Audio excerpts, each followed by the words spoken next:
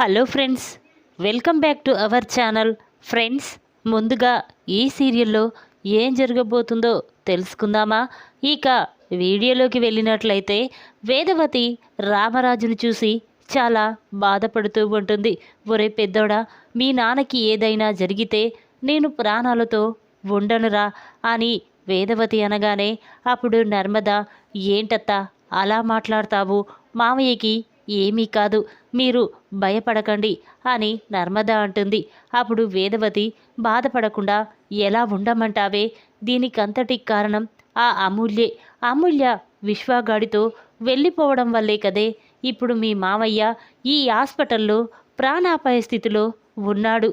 దీనికి కారణం ఆ అమూల్యని చంపేయాలి అని చెప్పి వేదవతి అంటూ ఉంటే అప్పుడు నర్మద మాత్రం, లేదత్తయ్య, ఎక్కడో ఏదో జరిగింది. అమూల్య అలా విశ్వతో వెళ్ళిపోవడానికి ఒప్పుకోదు. కానీ అమూల్యని ఎవరో బలవంతంగా తీసుకువెళ్ళినట్టు నాకు అనిపిస్తుంది. అది ఎవరో తేల్చుకుంటానత్తయ్య అని నర్మద వేదవతిని ఓదారుస్తూ ఉంటుంది.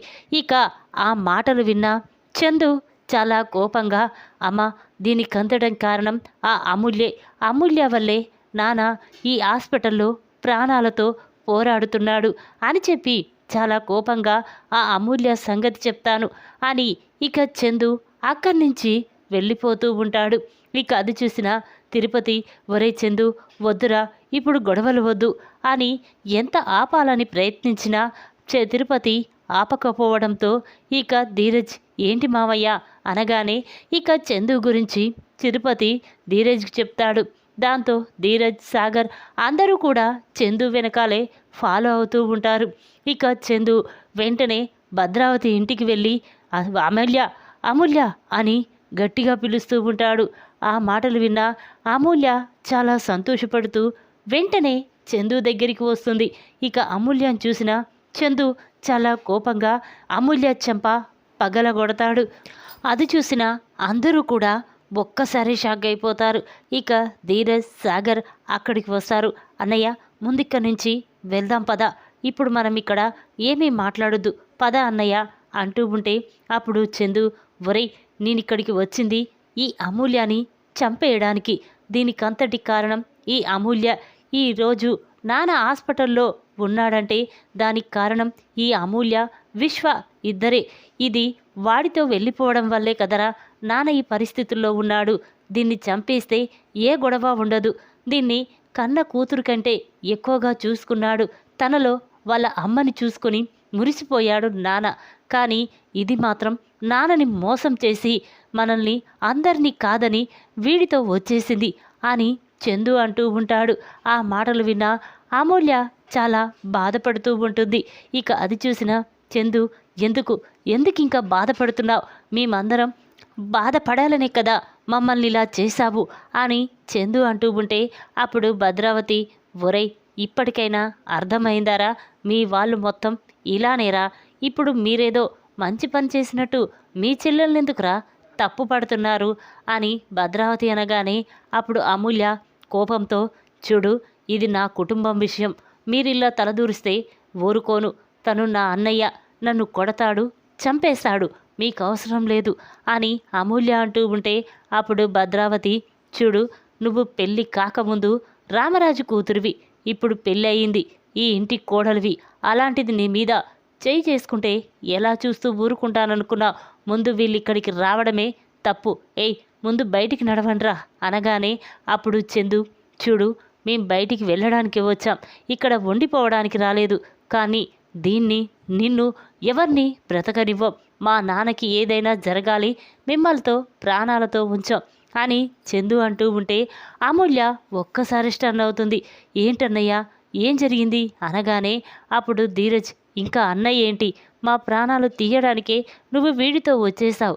ఇక నీకు మాకు ఎటువంటి సంబంధము లేదు అనగానే అప్పుడు అమూల్య, లేదన్నయ్య, నేనిక్కడికి రావడానికి ఒక కారణం ఉంది, అందుకే ఇక్కడికి వచ్చాను. చూడన్నయ్య, మీరనుకున్నట్టు ఈ విశ్వగాడు నా మెడలో తాళి కట్టలేదు. అసలు వీడు నన్ను పెళ్ళి చేసుకోలేదు అనగానే అది చూసిన అందరూ కూడా ఒక్కసారి స్టన్ అయిపోతారు. ఇక చందు, ఏంటి అమూల్య, ఏం మాట్లాడుతున్నావు? నీకు పెళ్లి కాకపోవడమేంటి? నువ్వే కదా మేమిద్దరం ప్రేమించుకున్నాం, పెళ్లి చేసుకున్నామని చెప్పావు. ఇప్పుడేంటి ఇలా మాట్లాడుతున్నావు అనగానే అప్పుడు అమూల్య, అవునన్నయ్య, ఆ విశ్వగాడు మన కుటుంబం మీద ఉన్న కోపంతో నన్ను ప్రేమించినట్టు నాటకమాడాడు. లవ్ పేరుతో ట్రాప్ చేశాడు. పెళ్లి చేసుకొని నన్ను బాధ పెడుతూ ఉంటే అది చూసి నాన్న రోజు చస్తూ బ్రతికేలా చెయ్యాలనుకున్నాడు.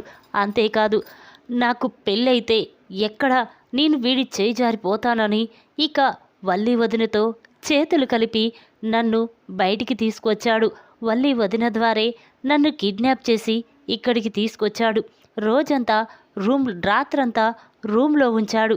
ఇక తెల్లవారి నాకు తాళి కట్టకుండా నేను చెడిపోయిన దాని లెక్క అందరి ముందు నాన్న పరువు తీయాలనుకున్నాడు. అందుకే నాకు ఏమీ తెలియకుండానే, ఏం చేయాలో అర్థం కాకుండానే నా అంతట నేనే నా చేతులతో నా మెడలో నేనే తాళి కట్టుకున్నాను. అది నాన్న పరువు పోకూడదని. కానీ ఆ విశ్వగాడు మాత్రం దాన్ని చూసి స్టన్ అయ్యాడు. నాన్న పరువు పోవద్దని ఇలా చేశాను తప్ప నేను వాణ్ణి ప్రేమించలేదు, పెళ్లి చేసుకోవాలనుకోలేదు అని అమూల్య అంటుంది. ఆ మాటలు విన్న అందరూ కూడా ఒక్కసారి స్టన్ అయిపోతారు. ఇక భద్రావతి, ఏం మాట్లాడుతున్నావే నువ్వు?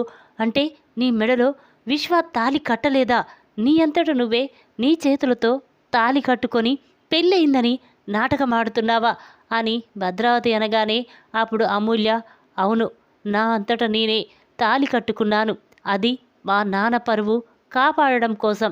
చూడు, రాత్రంతా నేను విశ్వగాడితో గదిలో ఉన్నానంటే ఇక మా నాన్న గురించి 10 మంది 10 రకాలుగా అనుకుంటారు. అందుకే మా నాన్న పరువు పోకూడదని ఇలా నిర్ణయం తీసుకున్నాను అని అమూల్య అంటుంది. ఆ మాటలు విన్న ధీరజ్, అమ్మ అమూల్య, జరిగిందేదో జరిగిపోయింది, ఇక పదమ్మ ఇంటికి వెళ్దాం అనగానే అప్పుడు అమూల్య, లేదన్నయ్య, మన ఇంటిని నాన్నని ఎలా నాశనం చెయ్యాలని చూశారో ఈ భద్రావతి కుటుంబాన్ని కూడా నేను అలా చేసేంతవరకు ఇంటికి రాను. చూడన్నయ్య, వీళ్ళు నా జీవితాన్ని నాశనం చేశారని అనుకుంటున్నారు. కానీ నేను వీళ్ళ కుటుంబాన్ని నాశనం చేయడం కోసమే ఈ ఇంట్లో అడుగు పెట్టానని తెలుసుకోలేకపోతున్నారు అని అమూల్య అంటుంది. ఆ మాటలు విన్న భద్రావతి, ఏం మాట్లాడుతున్నావే నువ్వు అనగానే అప్పుడు అమూల్య, అవును, ఇప్పుడు నాకు విశ్వాకి పెళ్లి జరిగిందని అందరూ అనుకుంటున్నారు. ఇక నేను విశ్వాకి దగ్గర కాలేను, ఈ ఇంటికి వారసుని ఇవ్వలేను. ఇక విశ్వాకి పెళ్ళి ఎప్పటికీ జరగదు. నీ కుటుంబం, నీ వంశం ఇక్కడితోనే ఆగిపోతుంది అని అమూల్య అనగానే ఆ మాటలు విన్న విశ్వ, భద్రావతి ఒక్కసారి షాక్ అవుతారు. ఇక భద్రావతి, ఒరే విశ్వ, దీన్ని మెడ పట్టుకొని బయటికి గెంటేయిరా అనగానే అప్పుడు అమూల్య, చూడు, ఇప్పుడు మీరు మెడ పట్టుకొని నన్ను బయటికి గెంటేస్తే నేను డైరెక్ట్ పోలీస్ స్టేషన్కి వెళ్ళి నీ మీద, విశ్వ మీద కేసు పెడతాను. ఇక దాంతో పోలీసులు మిమ్మల్ని అరెస్ట్ చేసి జైల్లో పెడతారు. నేను చిప్పకూడు తినిపిస్తాను. అలా చెయ్యమంటారా లేక ఊరుకుంటారా అనగానే ఆ మాటలు విన్న వాళ్ళు ఒక్కసారి షాక్ అవుతారు. ఇక భద్రావతి, ఒరే విశ్వ, ఏంట్రా ఈ అమూల్య జీవితాన్ని నాశనం చేసి ఆ రామరాజు గారిని బాధ పెట్టరా అని చెప్తే నువ్వేంట్రా మన కుటుంబాన్నే నాశనం చేయాలని చూశావు అని భద్రావతి అంటుంది. అప్పుడు విశ్వ, అత్త, ఇదిలా చేస్తుందని అస్సలు అనుకోలేదత్త, అసలు దీన్ని అని అంటూ ఉంటే అప్పుడు అమూల్య, చూడు, నా మీద చేయి చేసుకుంటే నేను ఊరుకోను. ఇక మీ నాశనాన్నే కోరుకుంటున్నాను. అన్నయ్య, నేను ఈ ఇంట్లో నుండి ఎప్పుడు రావాలో నాకు తెలుసు. మీరు మాత్రం జాగ్రత్తగా వెళ్ళండి. ఈ విషయం అమ్మతో, నాన్నతో చెప్పండి అని చెప్పగానే ఇక వాళ్ళు చాలా సంతోషపడుతూ అక్కడి నుంచి ఇంటికి వస్తారు. ఇక అమూల్య ద్వారా శ్రీవల్లి నిజ స్వరూపం తెలుసుకున్న చందు కోపంతో రగిలిపోతూ ఉంటాడు. ఇదేంటి, శ్రీవల్లి ఎంతో మంచిదనుకున్నాను, కానీ ఇలా నమ్మక ద్రోహం చేస్తుందని అస్సలు అనుకోలేదు అని చెప్పి ఇక చందు చాలా కోపంగా హాస్పిటల్కి వస్తాడు. ఇక అక్కడ శ్రీవల్లి, శ్రీవల్లి అని గట్టిగా పిలుస్తూ ఉంటాడు. ఆ మాటలు విన్న శ్రీవల్లి ఇక భాగ్యంతో, అమ్మ, ఆయనకి నిజం తెలిసిపోయినట్టుందే, అందుకే అంత కోపంగా ఉన్నారు. ఇప్పుడు నా పరిస్థితి ఏంటి? నాకేమీ అర్థం కావడం లేదు అని శ్రీవల్లి అనగానే అప్పుడు భాగ్యం, అమ్మి నువ్వు పదమ్మి, ఏం జరుగుతుందో చూద్దాం అని చెప్పి ఇక శ్రీవల్లి అక్కడికి వస్తుంది. శ్రీవల్లిని చూసిన చందు చాలా కోపంగా, ఏంటి శ్రీవల్లి, నువ్వు చేసిన పని ఏమైనా బాగుందా, ఎందుకిలా చేశావు అని చందు అనగానే ఆ మాటలు విన్న వల్లి ఒక్కసారి స్టన్ అవుతుంది. ఇక వెంటనే, ఏంటి బావా నేనేం చేశాను అనగానే అప్పుడు చందు, చేసిందంతా చేసి ఇంక నేనేమి చేశామనంటావా, అసలు అమూల్యాని ఆ రోజు విశ్వాగాడితో ఎందుకు పంపించావు, అసలు ఆ విశ్వాగాడికి నీకు ఏంటి సంబంధం, ఎందుకు వాడితో చేతులు కలిపి నా చెల్లెలి జీవితాన్ని నాశనం చెయ్యాలనుకున్నావు అని చందు అనగానే అప్పుడు వల్లి, చూడు బావా, ఆ విశ్వాగాడు అమూల్యాని ప్రాణం కంటే ఎక్కువగా ప్రేమించానని చెప్పాడు, పెళ్లి చేసుకుంటానన్నాడు, అందుకే ఈ రెండు కుటుంబాల మధ్య గొడవలు తగ్గుతాయని అలా చేశాను అని శ్రీవల్లి అనగానే ఆ మాటలు విన్న వేదవతి ఒక్కసారి స్టన్ అవుతుంది. ఇక వెంటనే, ఒరేయ్, మీ నాన్న ఈ హాస్పిటల్లో ఉండడానికి అసలు కారణం ఈ శ్రీవల్లే, ఇన్ని రోజులు ఈ శ్రీవల్లి మాయ మాటలు నమ్మి అందరం మోసపోయాం, దీన్ని బయటికి గింటై అని అనగానే అప్పుడు చందు వెంటనే శ్రీవల్లి మెడ పట్టుకొని బయటికి గెంటేస్తాడు. ఇక అది చూసిన వల్లి, అమ్మోయ్, నా జీవితం నాశనమైపోయిందే, ఇక ఆయన నా మొహం కూడా చూడడానికి ఇష్టపడడం లేదు అని చెప్పి శ్రీవల్లి బాధపడుతూ అక్కడి నుంచి వెళ్ళిపోతుంది. ఇక ప్రేమ మాత్రం కంగారు పడుతూ ఉంటుంది. అది చూసిన నర్మద, ఏంటి ప్రేమ ఇంత కంగారు పడుతుంది, ఏం జరిగింది అని వెంటనే నర్మద, ఏంటి ప్రేమ, ఏం జరిగింది, ఎందుకలా కంగారు పడుతున్నావు అనగానే అప్పుడు ప్రేమ, అక్క నీకెవ్వరికీ తెలియకుండా నేనొక తప్పు చేశానక్క, అది ఎక్కడ బయటపడితే ధీరజ్ నన్ను బయటికి గెంటేస్తాడేమోని భయంగా ఉంది అని ప్రేమ అనగానే అప్పుడు నర్మద ఒక్కసారి షాక్ అవుతుంది. ఏంటి ప్రేమ నువ్వు చెప్పేది, నువ్వు ఏం చేశావని అంత భయపడుతున్నావు చెప్పు అనగానే అప్పుడు ప్రేమ, చూడక్క, ఆ రోజు విశ్వ అమూల్యాన్ని తీసుకువెళ్ళినప్పుడు అమూల్య విశ్వ ఫోన్ నుండి నాకు ఫోన్ చేసింది. ఇక వెంటనే నేను అమూల్యకి ఆ తాళి కట్టుకోమని నేనే చెప్పాను, ఈ విషయం ధీరకి తెలిస్తే నన్ను చంపేశాడు అక్క అని ప్రేమ అనగానే ఆ మాటలు విన్న నర్మద, లేదు ప్రేమ, మంచి పని చేశావు, లేకపోతే ఆ మూర్ఖుడు అమూల్య మెడలో తాళి కట్టి తన జీవితాన్ని నాశనం చేసేవాడు. ఇప్పుడు అమూల్యనే తనంతట తాను తాళి కట్టుకొని తన జీవితాన్ని కాపాడుకుంది. అది చూసి అందరూ కూడా చాలా సంతోషపడ్డారు. ఇక ఎప్పటికీ ఈ నిజం నువ్వు అమూల్య ఎవరితో చెప్పకండి అని నర్మద అంటుంది.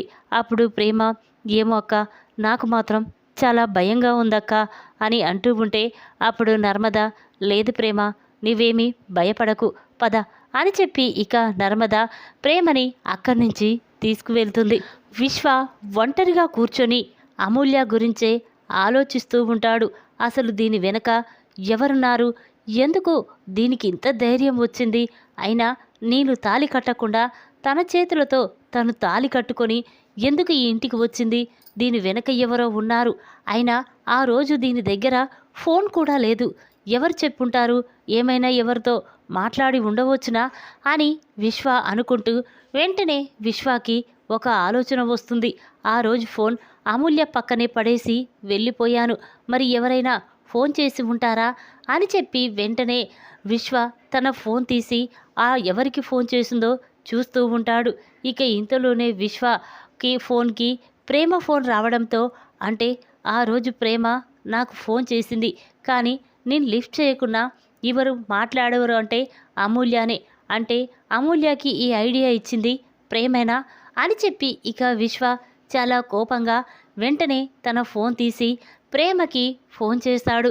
విశ్వ నుండి ఫోన్ రావడంతో ప్రేమ, ఇదేంటి వీడు ఈ టైంలో ఫోన్ చేస్తున్నాడేంటి అని చెప్పి ఫోన్ లిఫ్ట్ చేసి, ఏంటి అనగానే అప్పుడు విశ్వ, ఏంటి ప్రేమ, ఆ రోజు నువ్వు అమూల్యతో ఏం మాట్లాడావు, ఏం చెప్పావు, నువ్వు అమూల్య వెనకాలుండి ఇదంతా నడిపిస్తున్నావా అనగానే అప్పుడు ప్రేమ, అవును, నీకు బుద్ధి రావాలంటే ఇలాగే చెయ్యాలి, అందుకే అమూల్యాని తాళి మెడలో వేసుకొని రమ్మని చెప్పాను, నీవు లేకపోతే నీ ద్వారా అమూల్య జీవితం నాశనమైపోతూ ఉంటే ఎలా చూస్తూ ఊరుకుంటాననుకున్నావు అని ప్రేమ అంటుంది.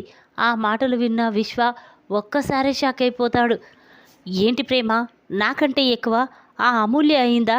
అయినా ఆ రామరాజుగాడు మన కుటుంబానికి ఎంత మోసం చేశాడో చూశావు కదా అనగానే అప్పుడు ప్రేమ, ఒరే విశ్వ, అసలు వాళ్ళ కుటుంబం ఏం చేసిందని నువ్వు ఆ కుటుంబం మీద అంత కక్ష కట్టావురా అనగానే అప్పుడు విశ్వ, ఏం చేశారా? ఆ రామరాజు నా అత్తని తీసుకువెళ్ళి మా తాత చావుకి కారణమయ్యాడు. ఆ ధీరజ్గాడు నీకు మాయ మాటలు చెప్పి నిన్ను తీసుకువెళ్ళి మన కుటుంబానికి తీరని దుఃఖాన్ని మిగిల్చాడు.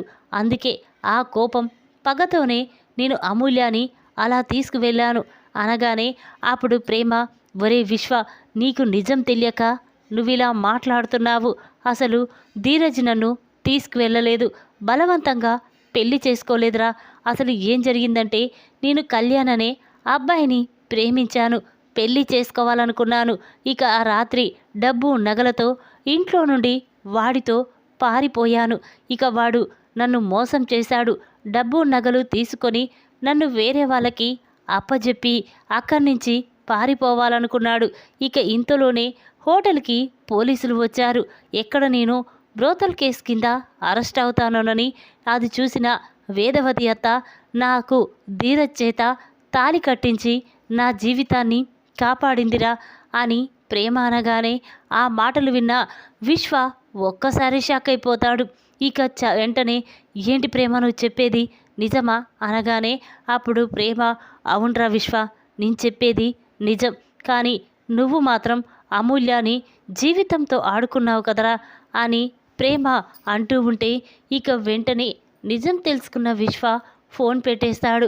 ఇక తన మనసులో, ఇదేంటి, ధీరజ్ నా చెల్లెలి జీవితాన్ని కాపాడాడు, నేను మాత్రం పాపం వాళ్ళ చెల్లెలి జీవితాన్నే నాశనం చెయ్యాలనుకున్నాను.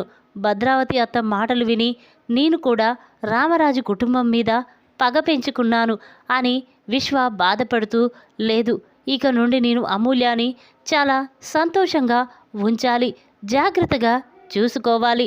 భద్రావతి అత్త ఏది చెప్పినా వినకుండా అమూల్య సంతోషంగా ఉండేలా నేను చూసుకుంటాను అని చెప్పి ఇక విశ్వ చాలా సంతోషపడుతూ అక్కడి నుంచి అమూల్య దగ్గరికి వస్తాడు. ఇక అది చూసిన అమూల్య, ఏంట్రా అంత సంతోషపడుతున్నావు? నా మెడలో తాళి కట్టి ఇక నేను మా నాన్న మీద పగ తీర్చుకున్నావని అనుకుంటున్నావా? చూడు, అది ఎప్పటికీ నిజం కానివ్వను. నిన్ను బాధ పెట్టేంతవరకు నేను ఈ ఇంట్లో నుండి వెళ్ళను అని అమూల్య అంటుంది. ఇక అది విన్న విశ్వ తన మనసులో, అమూల్య, నువ్వు నన్ను బాధ పెట్టినా సరే, కానీ నన్ను వదిలి వెళ్ళొద్దు. నేను అనుకోకుండా నిన్ను ప్రేమించాను. అది పగ కోసం, ప్రతీకారం కోసం ప్రేమించాను. కానీ ఇప్పుడు మాత్రం నిన్ను నిజంగా ప్రేమిస్తున్నాను. ఏదో ఒక రోజు నీ మనసులో స్థానం సంపాదించుకుంటాను అని చెప్పి ఇక విశ్వ అనుకుంటూ ఉంటాడు. ఈ విధంగా భద్రావతి ఇంటికి వెళ్ళి అమూల్య ద్వారా శ్రీవల్లి నిజస్వరూపం తెలుసుకున్న చందు, శ్రీవల్లి చెంప పగలగొట్టి బయటికి గెంటేసిన చందు. ఈ వీడియో కనుక మీకు నచ్చినట్టయితే లైక్ చేయండి. మరిన్ని వీడియోల కోసం మా ఛానల్ని తప్పకుండా సబ్స్క్రైబ్ చేసుకోండి. Thanks for watching.